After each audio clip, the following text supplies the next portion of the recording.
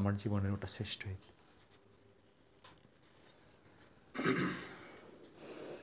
যে ফাঁসির আগে ওনার সাথে আমার ওটাই শেষ দেখা ছিল। তা আমি বললাম যে আমির জামাত আলহামদুলিল্লাহ, আমার মাথায় একটু অসুবিধা হয়েছিল, এখন আল্লাহর রহমতে ভালো আছি।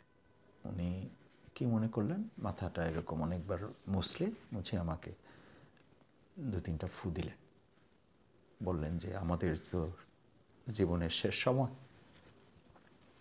আল্লাহ তাআলা তোমাদেরকে দিয়ে আন্দোলন চালাবেন। যে কারারক্ষী এসে রাত 2টা-3টা ডিউটি যাদের ঘুম থেকে জাগাইতো, ও যে মাসুদ ভাই এখন তো কেউ টের পাবে না, আমার ওয়াইফ আপনার ভাবি তো গর্ভবতী, কিছুদিন পরে বাচ্চা হবে, আমি একটু বোতলে করে পানি নিয়ে আসছি, আপনি একটু ফু দিয়ে দেন। জেল জীবনে কখনো ঈদ কেটেছে কিনা? আমি তো 3.5 বছর তো একটানা জেল খেটেছি। তো একটানা জেল খাটলে তো 3টা ঈদ পেয়েছি, 3টা ঈদ মানে 6টা ঈদ পেয়েছি। ঈদ ফেতর পেয়েছি, ঈদুল আজহা পেয়েছি। প্রথম অনুভূতি যদি বলেন তাহলে ওখানে একটা ঈদের আলাদা আনন্দ আছে। আলাদা আনন্দটা কি, ওখানে একটা ফ্যামিলি আছে। এবং ছাত্র শিবির বা জামাত ইসলামী, আমি জানি না আমার এই কথার কারণে ভবিষ্যতে আমরা আমাদের ব্যাপারে আলাদা কোনো ট্রিটমেন্ট দেওয়া হবে কি না। ঈদুল ফিতরের আমি 2টা নামাজে আমি ইমামতি করেছি। ওই সবাই মিলে প্রশাসনের সাথে এত ভালো জানতো আমাদেরকে। আমি এটা প্রশাসনের প্রতি, জেলখানার কর্তৃপক্ষের কাছে আমি কৃতজ্ঞ। রিয়েলি কী কারণে আল্লাহ ভালো জানেন। ওই আগে থেকেই প্ল্যান করা হতো। ওই বন্দি যারা, সিনিয়র বন্দি যারা, ওনারাও বলতো যে এবার কিন্তু মাসুদ ভাই ইমামতি করবে। এটা আমাদের বাইরে থেকে হুজুর আসলে ওনারা বক্তৃতা করবে, কিন্তু ইমামতি কিন্তু মাসুদ ভাই করবে। তো আমরা বক্তৃতাও করতাম, তারপরে ইমামতি করতাম। ওই দেখা যায় যে ঈদের দিন সাধারণত ওপেন রাখতো জেলখানা, সবার সাথে যাওয়া আসা। মানে আমরা জেলখানায় এরকম বলতাম যে আমাদের কোনো দাওয়াতের সিরিয়াল পাইতে হলে কমপক্ষে 2 মাস আগে আমাদেরকে দাওয়াত দিতে হবে। মানে এত দাওয়াতের আমাদের ওখানে ডিমান্ড ছিল। মানে কোনো কোনো ক্ষেত্রে এরকম হয়েছে যে কারারক্ষী এসে রাত 2টা-3টা ডিউটি যাদের ঘুম থেকে জাগাইতো, ও যে মাসুদ ভাই এখন তো কেউ টের পাবে না, আমার ওয়াইফ আপনার ভাবি তো গর্ভবতী, কিছুদিন পরে বাচ্চা হবে, আমি একটু বোতলে করে পানি নিয়ে আসছি, আপনি একটু ফু দিয়ে দেন। আমি বললাম আমি তো কোনো পিন না, বা আমি তো এগুলো করি না। কয় কিচ্ছু লাগবে না, আপনি শুধু আপনার ভাবি এটা বলছে, আপনার ভাবি এটা বলছে যে মাসুদ ভাইয়ের সাথে যদি দেখা হয় তুমি ডিউটিতে যাও, যদি ভাইয়ের ওখানে ডিউটি পড়ে তাহলে তুমি যে কোনোভাবে একটু পানি পরা নিয়ে আসো। তা আমি বললাম ভাই যে আমি তো এরকম দোয়া দরুদ কী করে পড়তে হয়, যে কিচ্ছু লাগবে না, আপনি যা মনে আসে দোয়া পড়ে একটু ফু দিয়ে দেন। আমি এটা আল্লাহ শুকরিয়া আদায় করি যে এতটা আমাদেরকে ভালোবাসতো, ভালো জানতো। এবং আমাদেরকে বক্তৃতা বাইরে তখন করতে দেওয়া হয় না, আর আমরা তখন ওখানে 200-250 লোক নিয়ে ওখানে আমরা বক্তৃতা করছি, ইসলামের কথা বলছি। কারারক্ষীরা বলতে যে মাসুদ ভাই চালাই যান, আমরা দেখতেছি, কোনো অসুবিধা নেই, এখানে তো কেউ কিছু করতে পারবে না। এখানে একটা নিয়মই আছে যে মানে দেখাবো আলোর পথ, রাখিব নিরাপদ, স্লোগান আছে। তো ওরা বলতো যে এটা তো কারাগারের স্লোগান, তা আলোর পথ দেখাইতে হলে তো কোরআন হাদিসের কথা শোনাইতে হবে, আপনি আলোচনা করেন, কোনো অসুবিধা নেই। আলহামদুলিল্লাহ আমরা তো ঘন্টার পর ঘন্টা ওখানে আলোচনা করেছি।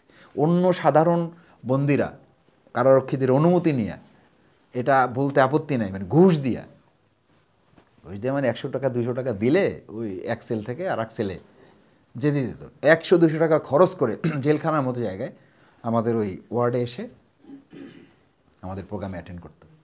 আমরা সাধারণত জোহরের পরে আলোচনা করতাম, বা আসরের পরে আলোচনা। আসরের পরে অনেক সময় করা যেত না, কারণ লক আপ হয়ে যেত। তো জোহরের পরে সাধারণত আমাদের আলোচনাগুলো হতো, আমরা অনেক সময় একসাথে খাওয়া দাওয়া করতাম। তো এই জন্য আমার 6টা ঈদ তো আমি একদম টানা করেছি। একটা ঈদে আমি আমাদের মাওলানা মতিউর রহমান নিজামী ভাইকে পেয়েছি, উনি ওইটাতে ইমামতি করেছিলেন।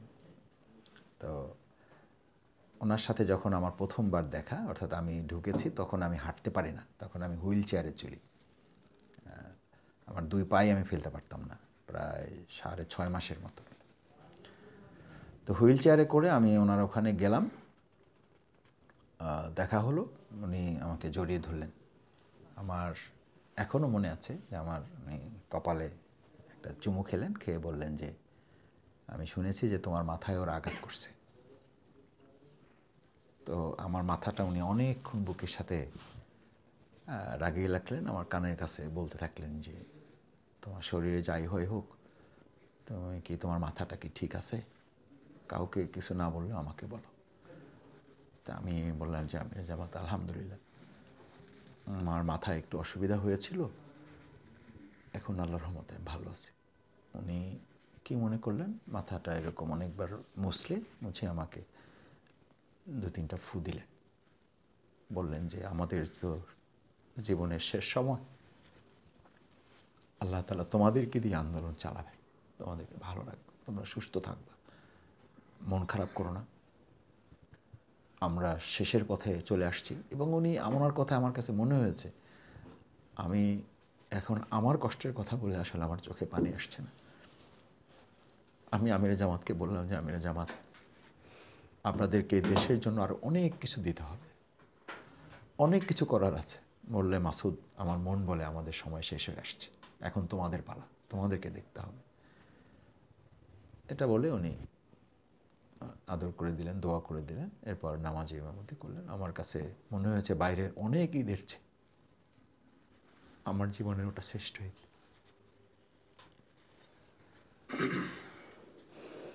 যে ফাঁসির আগে ওনার সাথে আমার ওটাই শেষ দেখা ছিল।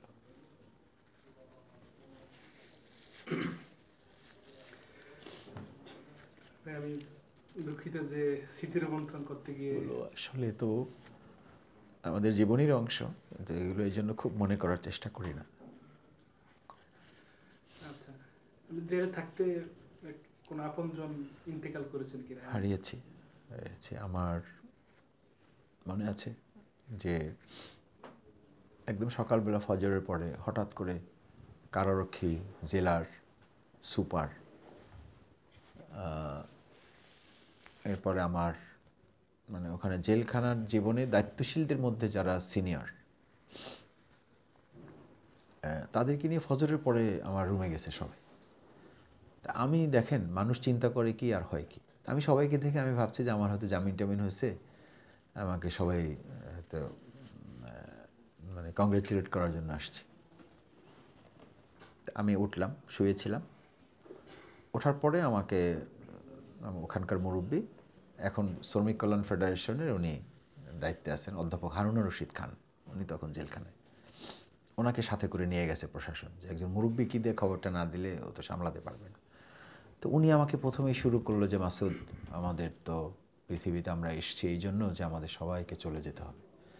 এটা বলার সাথে সাথে আমি মানে একদম মানে আমার মাথায় চক্কর দেওয়ার মতো অবস্থা, যে আমি ধরে নিয়েছি যে হয়তো আমার আব্বা আম্মা অথবা আব্বা আম্মার কেউ হয়তো, কারণ আমার বয়স্ক ফ্যামিলির মধ্যে বয়স্কদের মধ্যে তো আমার আব্বা আম্মা।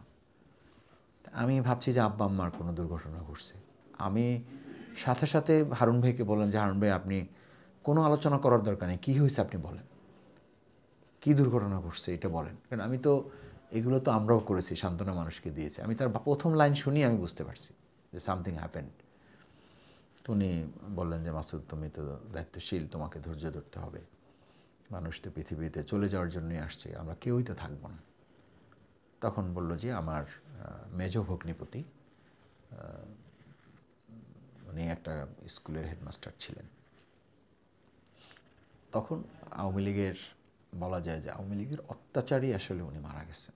এত নির্মম অত্যাচার করেছেন, মানসিকভাবে, শারীরিকভাবে, স্কুলে জয়েন করতে দেয় নাই, ক্লাস করতে দেয় নাই, অব্যাহত নির্যাতন। যে খুব সিম্পল মানুষ ছিলেন, একেবারে নরম মনের মানুষ ছিলেন। আমাদের 5 ভগ্নিপতির মধ্যে উনি ছিলেন সবচেয়ে সহজ সরল, কিন্তু খুব আলেম মানুষ ছিলেন। মানে আমরা 5 ভগ্নিপতি এক জায়গায় হলে, আমরা 4 ভাই এক জায়গায় থাকলে, আব্বা থাকলে আব্বা ওনাকে বলতেন যে তুমি, শাহজাহান ছিল নাম, যে তুমি ইমামতি করবা, মানে সবাই মিলে তাকে ইমামতি দিতে দিত, এত ভালো মানুষ ছিল। তো ওনার ইন্তেকালের খবর পেয়েছি। এরপরে আমার আরও বেশ 4-5 জনের ইন্তেকালের খবর জেলখানায় আমাকে ধারণ করতে হয়েছে। আমি তখন এটা বুঝতে পেরেছি যে, এবং এটার সাথে আরেকটা কথা না বললে নয়, যে আমি লাস্ট যেবার বের হয়ে আসি, মানে আমার মুক্তি, 3বারের বার আমার কিন্তু মুক্তি হয়েছে।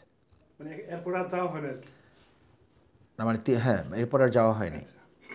3বারের বার আমার মুক্তি, সেই মুক্তিটাও একটা মৃত্যুকে কেন্দ্র করে, না হলে আমার মুক্তি হতো না। এবং সেটা হলো আমার শ্বশুর আব্বা রাত 3:30টার সময় আমাকে এক কারারক্ষী মেসেজ দিল যে আমি যখন আসি তখন আমাকে জানানো হয়েছে যে আপনাকে যেন জানাই যে আপনার শ্বশুর ইন্তেকাল করেছেন। আমার শ্বশুরকে কিন্তু ওসি সালাউদ্দিন, মিরপুর ঐতিহাসিক ওসি সালাউদ্দিন মিরপুরে আমার আব্বাকে, শ্বশুর আব্বাকে গ্রেপ্তার করে হেন নির্যাতন নাই তাকে করা হয়নি। ওই দিনই তিনি স্ট্রোক করেছিলেন। অথচ দেখেন স্ট্রোক করেছেন, এইটা আমাকে না বলে আমাকে বলা হলো যে উনি খুব ভালো আছেন, আপনারা চাইলে দেখা করতে পারেন। মানে এটা আরেকটা নাটক এবং এটা আরেকটা নির্মমতা, এটা আরেকটা উপহাস।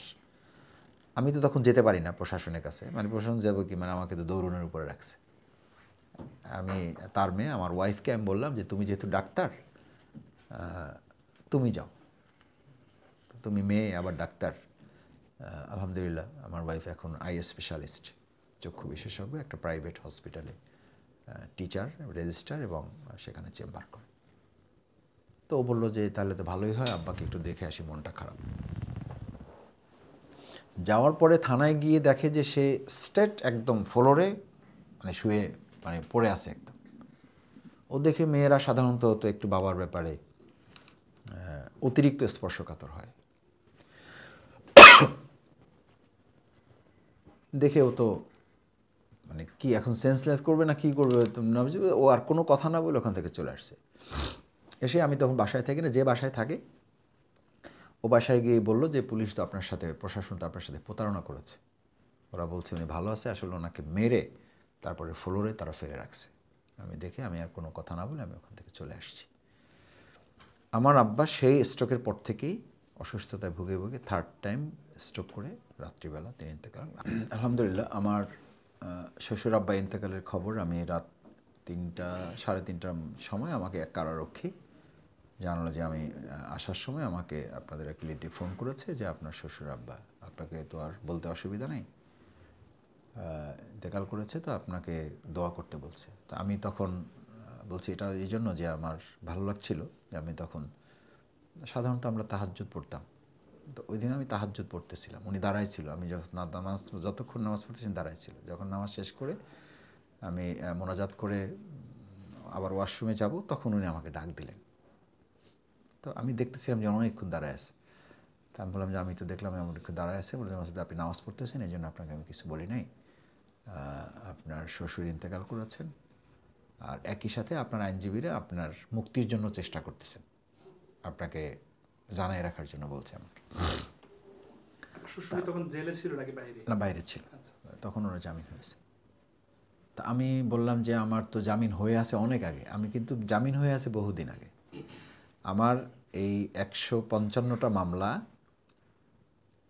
জামিন হয়েছে 1.5 বছরে, কিন্তু আমার জেল খাটতেছে 3.5 বছর, একেবারে নিতান্ত সরকারের নির্দেশে। আমি জানতে চাইতাম কি অসুবিধা, আইনজীবীরা বলতো যে ভাই ওরা বলে যে আপনি বের হইলে আরও বিপদে পড়বেন, বের হলে আর বিপদে পড়বেন না, কিন্তু আবার আপনাকে ধরে নিয়ে যাবে, আবার নতুন মামলা দিবে। এবং মজার ব্যাপার হলো এমন একটা দেশে আমরা বাস করছি, এমন একটা টাইম পার করছি, আপনি মামলার জামিন নেবেন, আপনাকে মামলা দেখাইতে দেওয়া হয় না। মামলা দেখানোর জন্য হাইকোর্টের অর্ডার নিতাম। জানেন না যে কোন মামলা গ্রেফতার করা হয়েছে? হ্যাঁ, যেই মামলা আমি জানি মামলা আছে আমার, কিন্তু এই নিম্ন আদালত এই মামলাগুলো দেখাবে না, দেখাচ্ছে না। দেখাচ্ছে না এই জন্য যে আমি যখন বের হব তখন এই মামলাটা তারা অ্যারেস্ট দেখাবে আমাকে। হাইকোর্টের অর্ডার নিয়ে আমি আমার মামলায় আমাকে গ্রেপ্তার দেখান, এটা আমাকে হাইকোর্টের অর্ডার নিতে হয়েছে। মানে কতটা দুর্ভাগ্যজনক একটা দেশে আমরা বাস করছি। এরপরও আমার এমন কিছু মামলা তারা রেখে দেয়, যখনই বের হই ডিবি, এসবি, এনএসআই, ডিজিএফআই সবাই মিলে চলে যায়, আমার ফ্যামিলির গাড়ি যাওয়ার আগে তাদের গাড়ি হাজির। প্রথমবার বের হলাম, উঠাই নিয়ে আমাকে গাড়িতে বেঁধে চোখ বেঁধে দিল। আমার এক হাতে কোরআন শরীফ আর এক হাতে হাইকোর্টের নো অ্যারেস্ট নো হ্যারেস, হাইকোর্টের order, no arrest no harass, তাকে গ্রেপ্তারও করা যাবে না, তাকে কোনো মানে ঝামেলাও করা যাবে না। এই কাগজ আমি তারে দেখাইলাম, আমার চোখ বাঁধা। আমি বললাম ভাই এই যে হাইকোর্টের অর্ডারটা আমার কাছে আছে, তারপরও আপনারা আমাকে কোথায় নিয়ে যাচ্ছেন, কেন নিয়ে যাচ্ছেন? বললো যে আপনার হাইকোর্টের কাগজের ক্ষমতা হলো এই পর্যন্ত। আমার হাত ধরে দেখাইতেছে যে আপনার হাইকোর্টের কাগজের অর্ডারের ক্ষমতা হলো এই পর্যন্ত, আর আমাদের ক্ষমতা হলো এই পর্যন্ত। তা আমি বললাম যে ভাই তাহলে আর হাইকোর্ট এই দেশে দরকার কি? এই কোর্টের, এই হাইকোর্ট সুপ্রিম কোর্টের দরকারটা কি তাহলে? এই সুরক্ষার জন্য, বিচারের জন্য, সুবিচারের জন্য, এগুলো কি? এইগুলো কথা নিছক গল্প ছাড়া আর কিছু না। বলো যে এগুলো বাদ দেন, এইসব বললেন না। নিয়ে গেল 4 দিন 5 দিন আমাকে একটা অফিসে, আমাকে কোনো গারদে নেয় না, কারোর সাথে দেখা করতে দেয় না, কোনো গারদ আমাকে দেয় না। মানে যে অফিসাররা যেখানে কাজ করে ওখানে একটা বিছানার চাদর, একটা কম্বল দিয়ে শীতের সময় আমাকে ওখানে ফেলে রেখে দিছে। 3 দিন 4 দিন যায়। আমি বললাম, ভাই কিছু একটা করেন না, হয় বাড়ি যেতে দেন, নাহলে জেলখানায় দেন। আমার পরিবার কি জানে? বলছে না, কেউ জানে না। কেন? বলছে না, আমরা জানাবো না, আমরা আগে সিদ্ধান্ত নেব তারপরে। তো কী সিদ্ধান্ত নেন? 3 দিন 4 দিন 5 দিন চলে যাচ্ছে, আপনারা আমাকে জেল থেকে নিয়ে আসছেন, এখন কোথাও দেন না, না বাড়িতে যাইতে দিতেছেন, না জেলখানায় দিতেছেন। বলছে আপনার মামলা রেডি হচ্ছে। তা আমি বললাম, মামলা রেডি করার জন্য আপনাদের এত টাইম লাগে? তো যাই হোক, রেডি করে আমাকে দিছে। তা আমি বললাম যে ওইবার যখন আমি বের হই, বের হওয়ার পরেও, বের হওয়ার জন্য যখন আমাকে অফিসে নিয়ে আসলো, এনএসআই এসবির 2-3 জন লোক গিয়ে আমাকে বললো যে মাসুদ ভাই, আপনার কপালটা ভালো যে আপনার শ্বশুর মারা গেছে। আপনি ভাষাটা বুঝেন, যে আপনার কপালটা ভালো যে আপনার শ্বশুর মারা গেছে। তা আমি বললাম, ভাই এটা মানে কি? বলছে আপনার শ্বশুর মারা যাওয়ার কারণে আপনি আজকে বের হতে পারবেন, না হলে আজকেও আপনাকে, আমাদের অর্ডার ছিল আপনাকে নিয়ে যাওয়ার জন্য। একদম আমাদের সব সংস্থার লোক এখানে আসছে, মূলত আমরা প্রস্তুতি নিয়ে আসছিলাম আপনাকে নিয়ে যাওয়ার জন্য। তো যেহেতু এটা মানবিক ব্যাপার, তা আমি বললাম যাক, তাও মানবিকতা আপনাদের আছে, বোঝা যাচ্ছে যে আমার শ্বশুর মারা গেছে, তার জানাজায় আমি উপস্থিত হব, এই মর্মে আমাকে আপনারা মুক্তির ব্যাপারে সিদ্ধান্ত নিয়েছেন। তো এটা আমার শ্বশুর আব্বার মৃত্যুটা ছিল আমার বের হওয়ার একটা উপায় হিসাবে তারা বলল যে এটা আপনার একটা মাধ্যম হয়েছে, নাহলে আপনি এখনও বের হতে পারতেন। অথচ আমার জামিন হয়ে আছে 1.5 বছরের মাথায় 155টা মামলা আমি জামিন করেছি। এরপরে 2টা 3টা 4টা মামলা কোত্থেকে এগুলো নিয়ে আসে। মজার ব্যাপার দেখেন, আমাকে নিয়ে আসলো পুরান জেল থেকে, অর্থাৎ এই ঢাকার থেকে, জেল থেকে নিয়ে এসে আমাকে ঢুকাইলো ডিবিতে। আমার মামলায় তারা দেখাইলো যে আমি জেল থেকে বের হয়ে কোন মিছিলে গেছি, সেই মিছিলে বোমা ককটেল ফাটাইছি, এবং ফাটাইয়া আমাকে তারা মানে গ্রেপ্তার অভিযান চালাইয়া রামপুরা ব্রিজের নিচ থেকে তারা আমাকে গ্রেপ্তার করছে। মানে নাটকেরও স্ক্রিপ্ট তো একটা পড়লে মানুষ কিছু বাস্তব মিলাইয়া তারপর নাটক লেখে না, তো ওদের নাটকটা আসলে ওই বাস্তবতারও মানে এটাকে উপহাস করা হয়েছে, মানে বাস্তবতাটাকেও নির্যাতন করা হয়েছে। আমি বললাম যে ভাই আমাকে তো গ্রেপ্তার করে নিয়ে গেলেন। কয় মাসুদ ভাই, এগুলো আপনি মাথা ঢুকেন, এগুলো আপনি বুঝবেন না, এগুলো আমাদের দায়িত্ব, এগুলো আমাদের করতে হবে। আমাকে গ্রেপ্তার করে নিয়ে আসছে জেল গেট থেকে, আমাকে মামলায় দেখাইছে, আমাকে রামপুরা ব্রিজের নিচ থেকে আমাকে গ্রেপ্তার করছে তারা। তো এইভাবে আমাদের আত্মীয় স্বজন, আমার প্রায় 6 জন আত্মীয় মৃত্যুর খবর আমাকে ধারণ করতে হয়েছে, এবং সর্বশেষ আল্লাহ তাআলারই ফয়সালা যে আমার শ্বশুর আব্বার ইন্তেকালের কাগজ, মানে ডেথ সার্টিফিকেট, তারটা দেখাইয়া তারপর আমাকে বের হইতে হয়েছে, এবং না হলে ওরা বলতেছিল যে এইবারও আপনি বের হতে পারতেন।